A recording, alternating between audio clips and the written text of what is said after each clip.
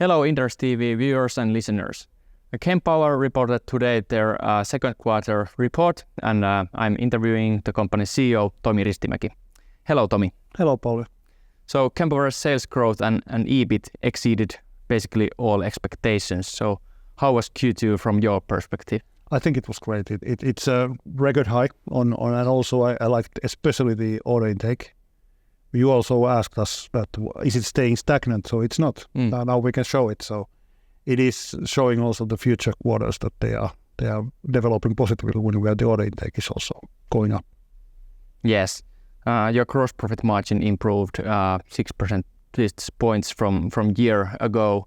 So do you see that sustainable, and what kind of trends there is? Of course, the quarter is also pretty fast to look at it. It's more in the year level that should be looked at because it's a product mix and a customer mix, and that affects it a lot. But of course, it tells you also the story that we have been able to actually get the economies of scale, that our volumes are increasing. Our purchasing is doing a lot of work with the components, with the manufacturing. We have certain insourcing from the suppliers as well, which is improving the margins. But it's also definitely, I think it's a lot of things in there. And this is also quite important for us because we see the fixed cost, of course, increasing because we are preparing for the next years. Our, let's say, financial targets are quite ambitious in there. Somebody might say not so ambitious, but it is. We still even this year's, let's say, the outlook, it's more than double to that, and it's only a few years to go. So that's something that we need to prepare for that. So the margin should be good, and of course we see in the long run that the price competition will start. So better get the product and the company in good shape before these things happen. Yes. Well, your production capacity has improved very quickly. Do you still see room for increase the volumes from the current facilities, or should we wait for the next? I think they always is also a matter of what is reasonable, but yes, I think every manufacturing facility in the world has improvements. But I think we have still reasonable improvements to be done there, and it's about optimizing how fast you can push the products through, how you do the layouts, how more efficiently. So that's actually, and that could be expected also in the years to come in all the facilities, that we are improving the production all the time, trying to find the best methods, and speed is quite important there, how fast you can get the products through. Yes. So regarding the US expansion, is it difficult to build a sales pipeline from scratch, and what kind of feedback you get from the potential clients? I think the interest is high.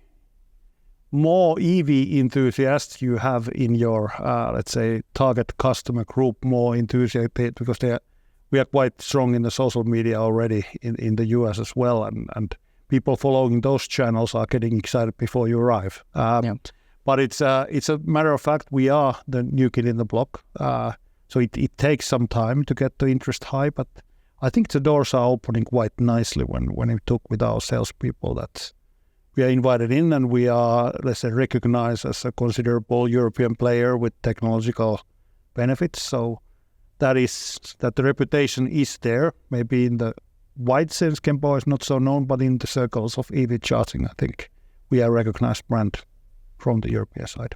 Exactly.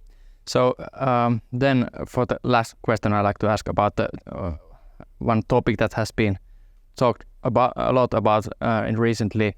You decided to include NACS charging standard in your charging offering. Do you think that the industry's shift to this NACS standard will speed up the EV adoption in the US and simplify the market? I think it's a multiple ways how to think about it. I think we were preparing for the NACS only because of Tesla already before the announcement of different car brands, and now when different car brands are joining this, and maybe it really becomes North American charging standard like Tesla named it originally. So originally, or in the middle way, that of course it brings clarity in the long run that you have a single standard, but in the short term there will be two standards. So it's like Europe 5-6 years ago when it was uncertain if the CHAdeMO or CCS standard will win. Especially people who don't have EVs then get confused which plug, what is happening, and I think in general it's a technically well designed plug as it is. It's simple. It doesn't suit for everything where CCS suits, and there is technical differences. But I think it's one of standards what we are taking into our portfolio, and I see it as a kind of positive thing in the long run that there will be clarity. I'm still not sure what the trucks will do or what the mining machines will do, and will the boats be charged with the NACS or CCS1, and what is the status? But now we see that quite many personal car manufacturers are committed that within, let's say, 2 or 3 years they will have cars coming out with, and they haven't also said that will they bring it with CCS and NACS, or is it only NACS? But at least they will come with NACS as well. And Kempower will provide whatever customers demand. Yeah, and this is definitely, and like I said, for us, the Tesla is quite a dominant brand of cars in the US, and we were already considering bringing the NACS to the market just because of Tesla. Because of course we want to provide charging experience for everyone and everywhere, so that includes Tesla users definitely. So yeah, that was in the pipeline anyway. But let's say when the stories could start getting out, you better tell the story as well when you're already working with that standard. So I think we were one of the few, let's say one of the first charging manufacturers to also, let's say, publicly announce that we are on board. Okay, thank you, Tomi. Thank you.